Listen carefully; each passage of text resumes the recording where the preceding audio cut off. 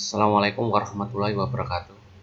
Baik rekan-rekan mahasiswa, kita ketemu di minggu ketujuh. Di minggu ketujuh ini kita akan masuk di bab 4, yaitu tentang struktur statis tak tentu.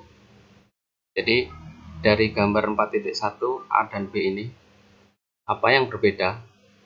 Jadi gambar A ini adalah struktur statis tertentu, sedangkan gambar B ini adalah struktur statis tak tentu. Jadi di gambar B ini ada dua tumpuan. Ini tumpuan jepit di titik A dan tumpuan jepit di titik B. Sehingga batang ini tidak bisa terjadi deformasi baik ke atas maupun ke bawah. Jadi yang bisa hanya gaya reaksi vertikalnya saja, RA dan RB.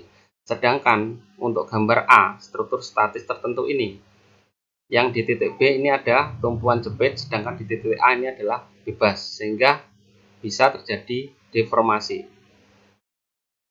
Seperti itu. Jadi untuk lebih jelasnya kita bisa lihat berikut.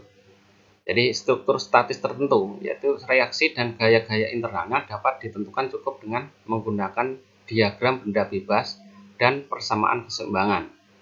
Dan gaya-gaya pada struktur statis tertentu dapat diperoleh tanpa harus mengetahui besaran bahan. Jadi yang sebelum-sebelumnya kita kerjakan adalah struktur statis tertentu. Sedangkan struktur statis tak tentu, yaitu reaksi dan gaya-gaya internalnya tidak dapat ditentukan dengan menggunakan diagram benda bebas dan persamaan keseimbangan saja. Jadi diperlukan persamaan tambahan yang berkaitan dengan peralihan struktur. Dan gaya-gaya pada struktur statis tertentu bisa diperoleh, tetapi harus mengetahui besaran bahannya. Seperti itu ya. Nah, ini bisa dilihat di gambar 4.2. Jadi gambar 4.2A ini adalah struktur statis tak tentu. Jadi ada tumpuan jepit di titik A dan tumpuan jepit di titik B. Nah, kita hilangkan sehingga kita bisa menguraikannya. Dengan kondisi ini adalah deformasi AB ini sama dengan 0. Setelah kita hilangkan untuk tumpuannya, kita dapatkan deformasi AC. Ini nanti didapatkan dari deformasi AB, kita dapatkan dari deformasi AC ditambahkan deformasi CB.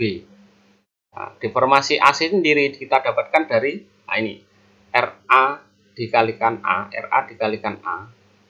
per EA. Jadi modulus dikalikan luasan. Sama dengan deformasi CB, yaitu min RB dikalikan B per E dikalikan A. Kenapa ini minus? Ini adalah perpendekan. Jadi di batang CB ini terjadi perpendekan, bukan perpanjangan. Sedangkan di batang AC ini terjadi perpanjangan. Sehingga bila ini kita jumlahkan menjadi RA A per EA dikurangi RB dikalikan B per EA sama dengan 0. Selain itu, nilai RA bisa diperoleh dari P dikalikan B per L. Jadi nilai RA bisa diperoleh dari nilai P ini dikalikan B per L. Dan RB sama dengan P dikalikan A per L. Kemudian kita masukkan, kita dapatkan nilai ini. Untuk deformasi di titik C atau deformasi AC sama dengan RA dikalikan A per EA atau P dikalikan AB per LEA. Ini kita masukkan ke sini ya.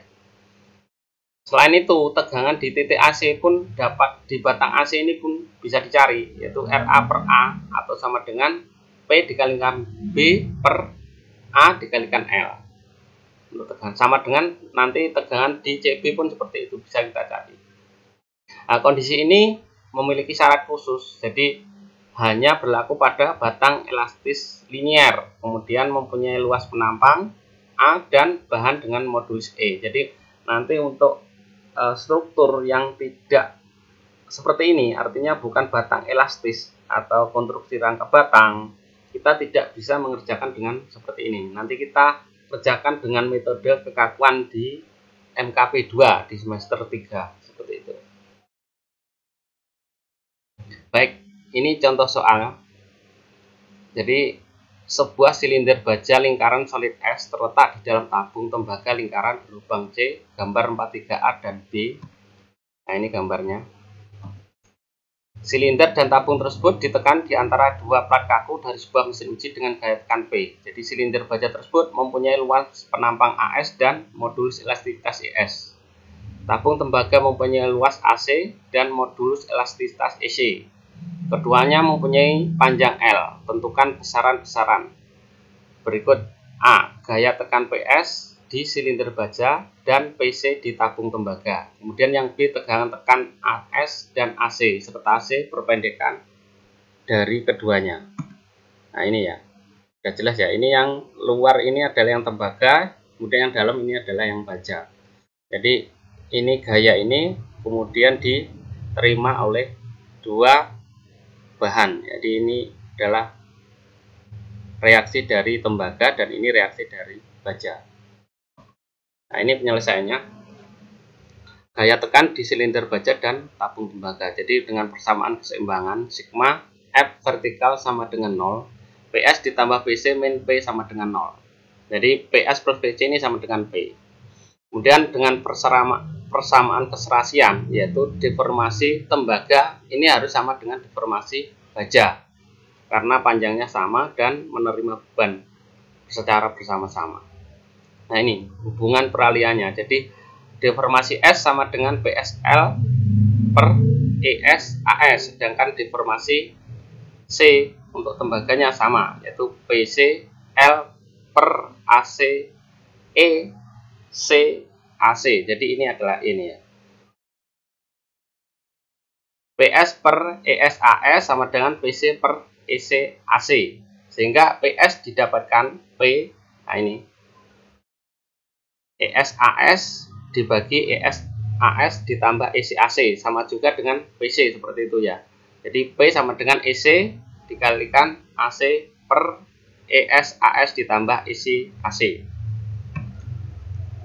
Kemudian tegangan tekan di silinder baja dan tabung tembaga. Jadi tegangannya juga bisa dicari, yaitu tegangan S sama dengan PS per AS.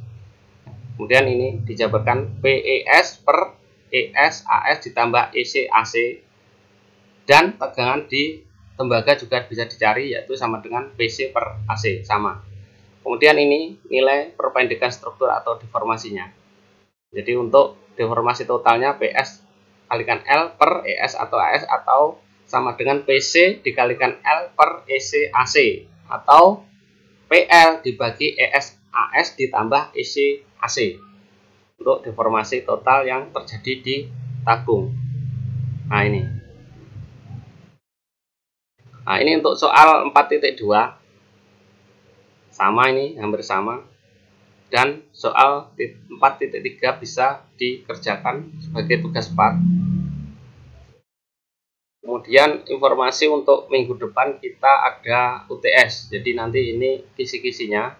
Jadi yang kita pelajari dari awal yaitu konsep tegangan dan regangan normal, elastisitas, plastisitas rangka, elastisitas linear, hukum Hooke, rasio Poisson, kemudian konsep tegangan dan regangan geser, konsep perubahan panjang elemen struktur akibat bahan aksial, perubahan panjang batang yang tidak seragam, dan struktur statis tak tentu.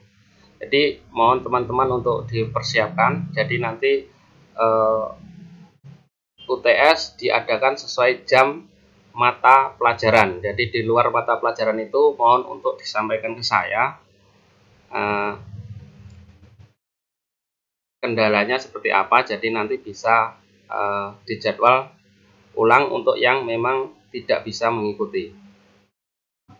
Baik, kalau ada pertanyaan bisa disampaikan lewat forum diskusi e-learning atau email atau WhatsApp. Demikian, terima kasih.